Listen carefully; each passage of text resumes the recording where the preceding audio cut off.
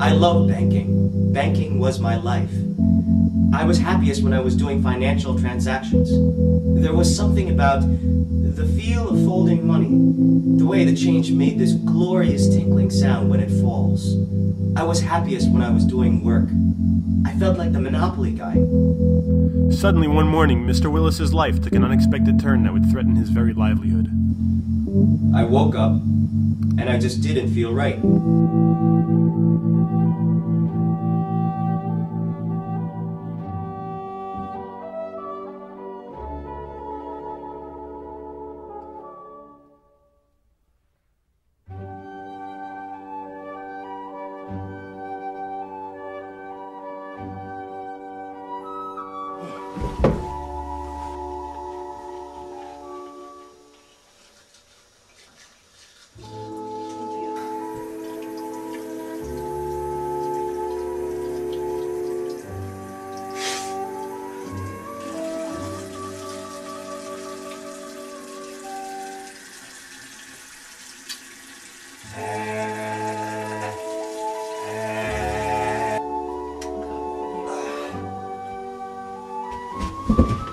I distinctly remember that morning when Wilbur came down for breakfast. I immediately knew something was wrong. Wilbur, darling, martini night, Jones's. Oh, you had a good year. Are you making fun of my brother again? You know he's doing the best he can with his speech impediment. I just don't know about you sometimes, Wilbur.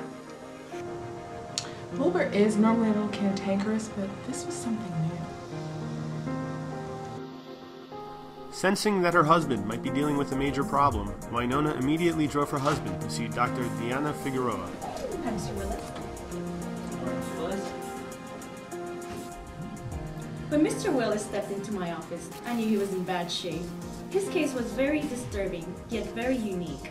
So I had my resident, Dr. Enrique Francisco Encarnacion Consuelo de Guadalupe III, perform a neurological exam on my patient.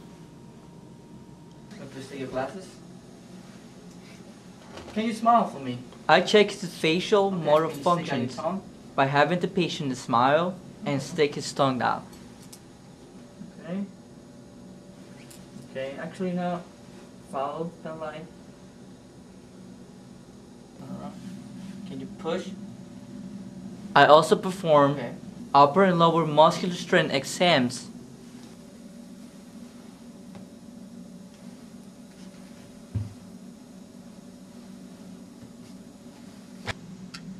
Do you feel anything? Along with a 2-point discrimination, Okay. Do vibratory, you feel anything? Are you sure? and Babinski sign tests. Okay, well.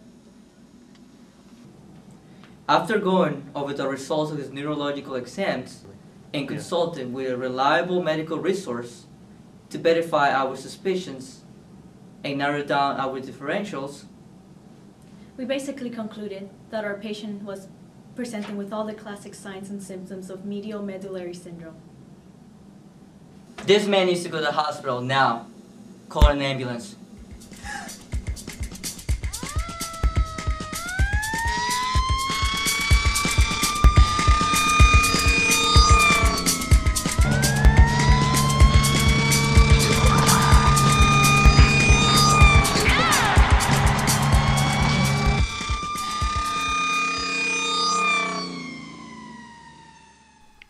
Medial medullary syndrome, also known as Dejerine syndrome, inferior alternating syndrome, or hypoglossal alternating hemiplegia, is a rare condition involving a set of clinical features resulting from a brainstem artery infarction. The vessel usually involved is the anterior spinal artery, which supplies the medial part of the medulla oblongata. This condition is marked by a weakened tongue that, upon protrusion, deviates towards the affected side of the brainstem. This is due to lesioning of the hypoglossal nerve which innervates the tongue, resulting in an ipsilateral paralysis of one half of the tongue. Patients typically exhibit dysarthria, or unclear speech, as a result of this partial tongue paralysis. Oh, you had a good year. Are you making fun of my brother again? You know he's doing the best he can with his speech impediment. Because the corticospinal tract runs medially in the medulla and in close proximity to the hypoglossal nucleus, patients also tend to show weakness or spastic hemiparesis of the upper and lower limbs. However, this is exhibited contralateral to the brainstem lesion because the motor axons have not yet crossed over to the opposite side. These symptoms can be tested by examining upper and lower muscular strength, testing deep tendon reflexes, and administering the Babinski test to show a lack of upper motor neuron integrity. In addition, patients will show a loss of discriminative sensation on the contralateral side due to involvement of the adjacent medial limniscus tract. These patients present with a contralateral loss of touch, vibration, and pressure in the limbs and trunk. This is often confirmed by performing a vibratory and two-point discrimination exam. It is important to note that in this condition, pain and temperature sensation from the body is often preserved, as these nerve signals travel in the spinothalamic tract, which runs laterally in this part of the brainstem and is supplied by the vertebral artery or the posterior inferior cerebellar artery. Because nerves of facial sensation may originate in the trigeminal nucleus located laterally and higher up in the pons, in these individuals, facial sensation is also usually preserved. Due to the prompt diagnosis by his physicians and subsequent rapid transport to the emergency room, Mr. Willis was able to receive timely and effective care from surgeons on the hospital staff, and his symptoms quickly resolved. I'm glad I'm alive and back to doing what I love doing best. I'm alive to celebrate life with my wife, my beautiful wife, and I'm back to what I love doing the most, which is banking. I'm just happy to have the love of my life back again. I mean, if I had lost Wilbur, I don't know what I would have done without him. I mean, he's so... Oh, sorry, this is really embarrassing. Give me 1 second. Hello? No, I can't talk right now. I'm filming. No, he didn't die. Yes, he's still... I will call you back. Now, where was I? Wilbur.